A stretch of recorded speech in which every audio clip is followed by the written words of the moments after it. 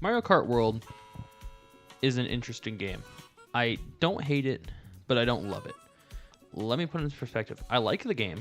It's definitely a very fun Mario Kart game, but it's not the $80 experience Nintendo is making it out to be because it's lacking in a few areas. But before we get into all that, I will go over some of the things I enjoyed about the game. First thing is, this is probably one of the best playing Mario Kart games just from a control perspective. It is very tight and very fun to play, especially with all like the wall riding and tricking you can do. It is a very satisfying experience, and if I was rating it on gameplay alone, it'd probably be an 8 or a 9, just because of the way it plays. But I'm not rating it on gameplay alone, I'm rating it as a full package. So that's the first thing I liked. I thought the controls were very good. Second thing I liked is I love the graphics and animation.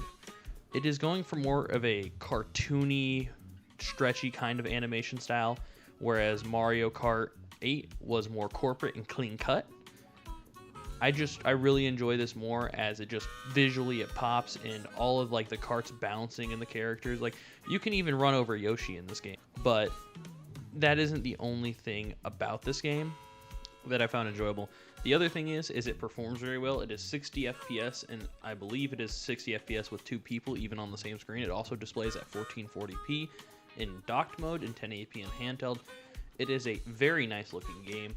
However, that drops to 30 FPS when you have 3 or 4 players on screen, which I understand why, as it would take a lot more processing power to get it up to 60 FPS.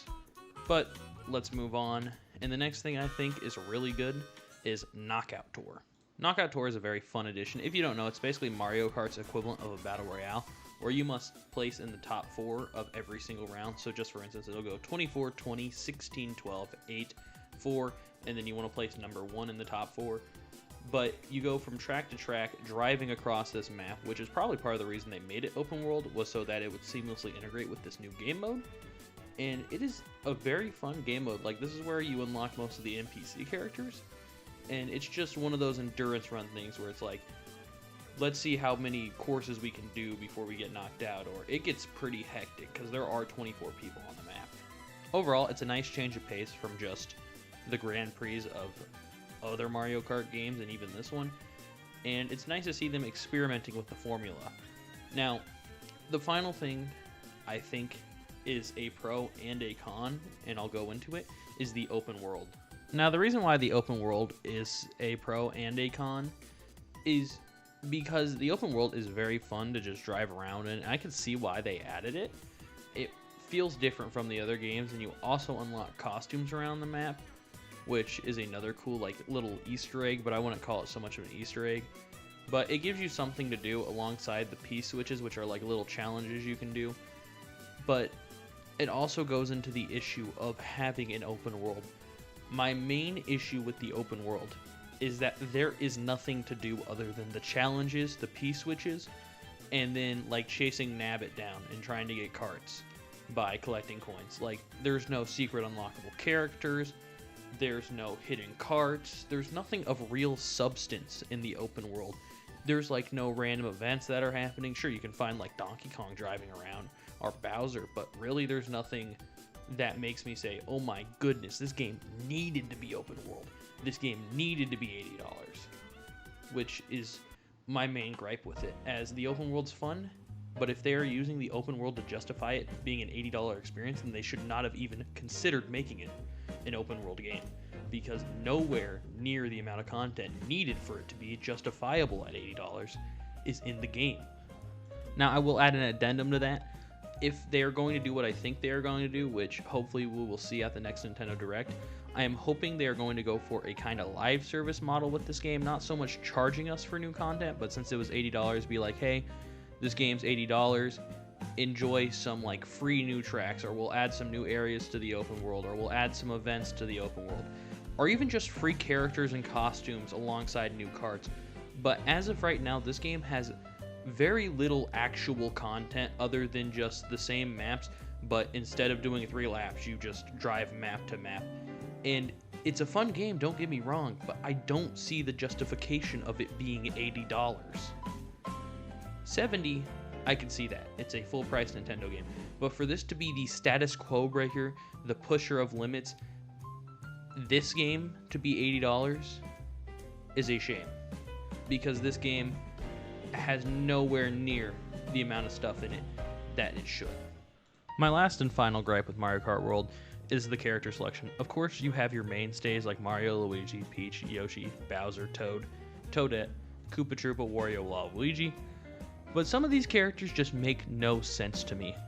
So the first one is why did we bring back the babies? I don't know if people actually use them, but they are taking up slots that actual characters can use. Like, I don't think I've ever seen anyone say, oh, I want to play Baby Mario, because that is ridiculous. Like, there are some characters that I would have thought were shoo-ins for this game, considering the content. Petey Piranha, Diddy Kong, Funky Kong. There's only one Donkey Kong character in this game, which maybe they're going to redesign them for Donkey Kong Bonanza and they don't want to spoil the redesigns, but that is still a shame.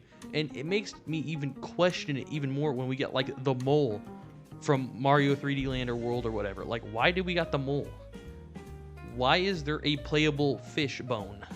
It just doesn't make a lot of sense. And you can go with the argument that, like, oh, they were easy to develop for, or we just wanted to make it, like, fun. But that doesn't excuse getting rid of mainstays like Diddy Kong, Petey Piranha. I know I'm harping on these characters, but why do we have the normal Piranha plant and not the Petey Piranha? Granted, I'm just Petey Piranha's #1 fan. He is my favorite Mario Kart character. But it does make me kind of annoyed.